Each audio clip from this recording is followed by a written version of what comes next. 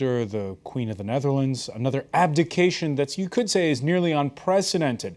The 61-year-old emir of tiny Qatar handing over to his 33-year-old son. True, Sheikh Hamad bin Khalifa Al Thani has had kidney problems, but his entourage insists it's not about health, it's part of an effort to bring younger leadership to the fore. That's in stark contrast with, say, almost all of Qatar's neighbors. Take Saudi Arabia's king, who's poised to celebrate his 90th birthday this year. So will the new emir stay the course? Gas and oil-rich Qatar, with a population of 1.7 million, but only 225,000 citizens, which has long boxed above its weight category, both as mediator of conflicts the world over, investor in major corporations, owners of French football champions Paris Saint-Germain, hosts of the 2022 World Cup, but also a party to the overthrow of Muammar Gaddafi in Libya, backer of Islamist parties in Egypt and Tunisia, and owners of broadcasting giant Al Jazeera, where firebrand cleric Yusuf al-Qaradawi recently called on viewers to join the rebels in Syria against the regime and its Lebanese Shiite Hezbollah allies. Will the new emir consolidate gains or continue what critics are calling sometimes an overstretch? Today in the France 24 debate, will Qatar stay the course? With us to talk about it, Le Figaro Middle East editor Georges Malbruno, author of the best-selling book Qatar: Secrets from the Safe Deposit Box. Welcome to the show. Welcome as well to Egyptian activist Shainaz Abdel Salam, the author of Egypt: The Beginnings of Liberty. Yes. Welcome as well. From London, Jane Kinnemount of the Middle East and North Africa program at UK think tank Chatham House. Thank you for being with us. Hello. And from Tunis, Waid Bourshan, managing director for the Libyan Qatari holding company. Welcome back to the debate, the France 24 debate, where you can join the conversation on Facebook and on Twitter, our hashtag F24debate. 33 years old, but Sheikh Tamim has already been crown prince for a decade. More on the new emir with Kate Moody. Showing allegiance to the new emir. The British-educated Sheikh Tamim has been Crown Prince of Qatar for 10 years, being groomed to one day take power. Though little known on the international stage, the 33-year-old has served as the army's second-in-command. He's supervised the Emirates' foreign investments, launched a number of large energy projects, and made a name for himself in less political spheres. This young prince represents the handing over to the next generation in the Gulf states. He's a young and dynamic prince who was put in charge of what we call the soft power hub by his father, that is to say sports and media. That includes the television station Al Jazeera, as well as Qatar's sporting interests. A passionate tennis and football player, Sheikh Tamim oversees the Qatar Olympic Committee and helped win the bid to host the World Cup in 2022. He also played a prominent role in acquiring the emblematic French football team Paris Saint-Germain.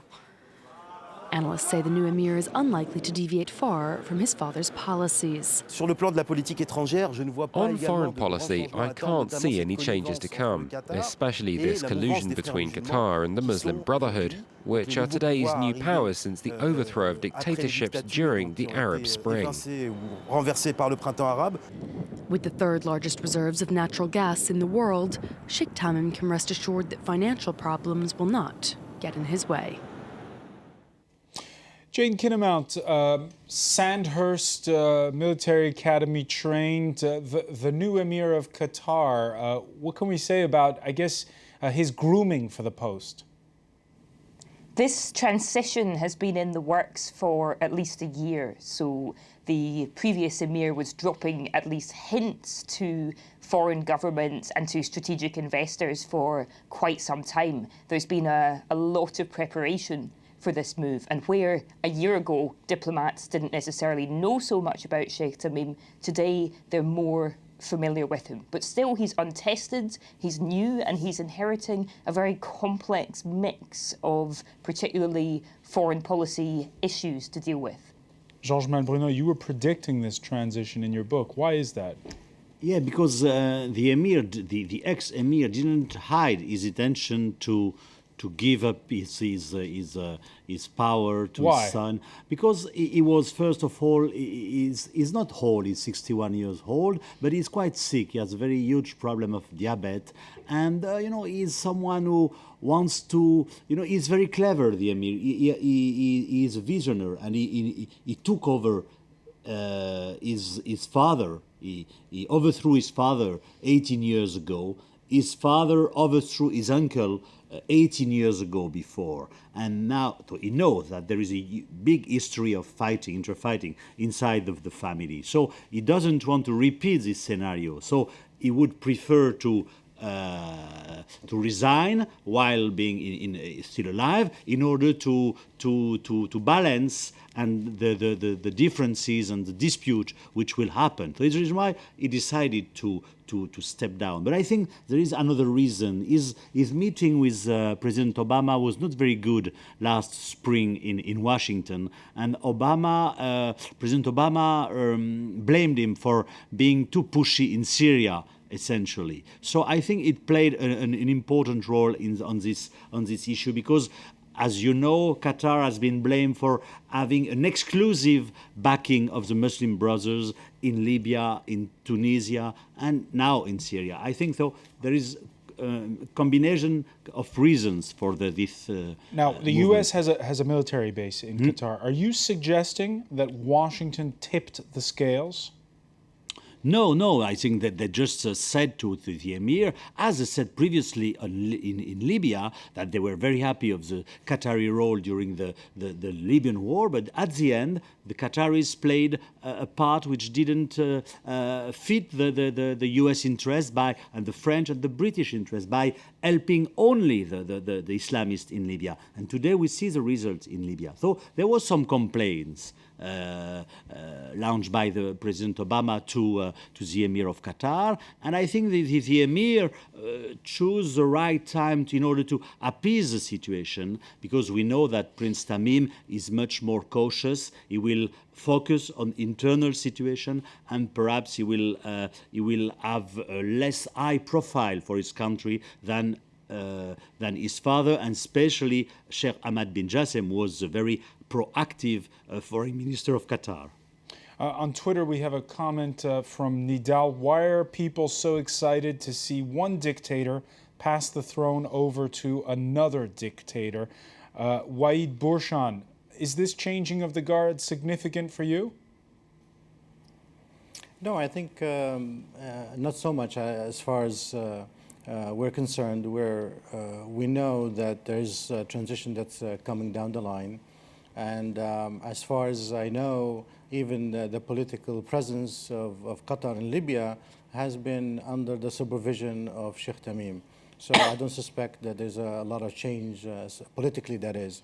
In terms and I heard the statement from the gentleman regarding Qatar supporting the Muslim Brotherhood and supporting one side, not the other.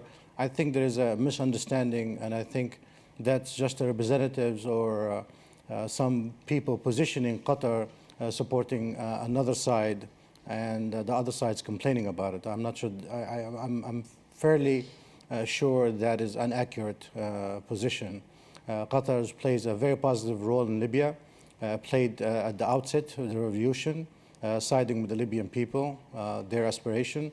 I think moving forward in building the state, I think they were hands-off. I think they were sided with the government in charge. They were supporting their position, whatever that may be, and with open arms. So I'm not sure they're really that involved politically on the ground. I'm speaking for Libya, of course. Let's speak about Egypt with you, Shainaz Abdel Salam.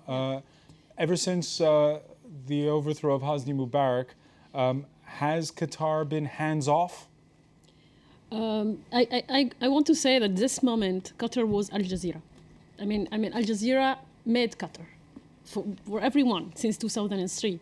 And it's true that Al Jazeera, it was the only place that we, as activists and bloggers, had. They give us a chance to talk in their programs, to say what we see in Egypt against Mubarak. So Al Jazeera was at this time, we didn't really see how it was very close to Muslim Brotherhood. But of course, we know, because all people who were working there, they were part of the Muslim Brotherhood. All journalists, people of production, when I was doing in the street of Cairo documentaries with Al Jazeera, they were all from the Muslim Brotherhood.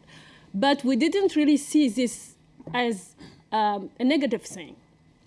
But after the revolution, we could see this. We realized that it was, that Al Jazeera had this. So what were, for instance, the tangible signs that Qatar is, meddling a little bit in Egyptian affairs today? Yes, today, yes, we see it very, very clear. They are from the part of the Muslim. Again, I will say, now Al Jazeera, it is true that nobody in Egypt, or now less people, are watching this. But all their programs, they are talking with the Muslim Brotherhood. They're supporting their decisions. They're supporting Morsi. It's very clear. And the other part, which is new, is the money. They are giving money to Salafists and the Muslim Brotherhood. So now, today, they are supporting them with these two things. Their media, which is now really less effective than before, and also money. They give the Muslim Brotherhood all support or money support. So it's, for me, it's a, yeah. Jane Kinnamount, has Al Jazeera been a Trojan horse for Qatar's agenda, if you will, in places like Egypt? It's a state-owned and state-funded channel, and it's always been partly a way in which the country projected soft power and built up its international reputation. Let's not forget that if we went back 10 years, virtually none of your viewers would even have heard of Qatar. So Al Jazeera has certainly been important, but increasingly in the past few years, it's been criticised for siding with one particular line of thinking across the region. And that's especially since early 2011. We also have this question for you, Jane. It's from Twitter. Salik saying, what to expect? Will he continue his father's legacy of licking the boots of Zionists to stay in power? Qatar, which has had a conciliatory tone when it comes to Israel, is that going to continue? You're seeing here another broadly pro-Western and Western-educated ruler take to the throne, and I think that Western powers are greatly undisturbed by this transition. Now, Qatar, it has had a conciliatory tone towards Israel in the past, but a little bit like Turkey, that has soured in the past couple of years. There have been tensions, and it's also noteworthy that the former emir made a very high-profile visit to Gaza. Qatar has been one of the biggest investors and donors into Gaza, and indeed some of the Fatah Palestinians think that it's siding too much with Hamas. So I think to caricature it as purely pro-Israeli is a little bit off the mark. There's also the question of the man many feel is the architect of Qatar's outward-looking foreign policy, 51-year-old Prime Minister and top diplomat Sheikh Hamad bin Jassim Al Thani. Georges Malbruno, can we assume, like much of the Western press is this Tuesday, that he's out? He'll be gone. Yes, he's a big loser of this transition because HBG, as he is called in the diplomatic circles, was in very bad relation with Prince Tamim and with Sheikh Hamza, his mother. Why? Because of his very huge influence towards the ex-emir. Ahmad bin Jassim helped the Sheikh Hamad to overthrow his father. Ahmad bin Jassim was the chief of the Minister of Interior of Foreign Affairs for the last 21 years. He was the one who opened links with Israel. He's very close to the Americans. He's the one who during the Arab League meetings was not afraid to insult his colleagues because he saw that he had the backing of the US. So HBG infuriated a lot of Arabs, foreign ministers, and inside the family also. So he will be pushed aside. We have to wait to see if he will keep, for example, his job at the Qatar Investment Authority, or if he will be completely pushed aside. But I think it's very important to tell that Ahmad bin Jassem was the architect of this very proactive diplomacy of Qatar. And I think with Tamim, it will be much different. And especially on Syria, we have to remind that the last meeting in Istanbul, Qatar was under pressure from France, from Saudi Arabia, from United States, in order to open the coalition to others than the Muslim Brothers. And they managed to open it, but after huge pressures. So I think now Qatar will have to monitor the Qatar's role in Syria. If it will remain only the supporter of the Muslim Brothers, or if they accept now to open the game, which was the main complaint that the US, France and UK was saying to the Qatar, please don't be exclusive in your support to the Muslim Brothers. Yes. Waid Bourchan, does this bode well when it comes to things like the civil war in Syria? I think Qatar's position in Syria, as far as the Libyan government is concerned, it associates itself with that position. I think Libya is a vivid supporter to the Syrian opposition. I think, in my opinion, my personal opinion, and I think I share this opinion with many Libyans, I think we support Qatar's position in terms of freeing the Syrian people. We have gone through a similar situation in Libya. We understand how the Syrians are going, what they're going through. Of course, we have nothing but support for Syrian opposition and for the Syrian people.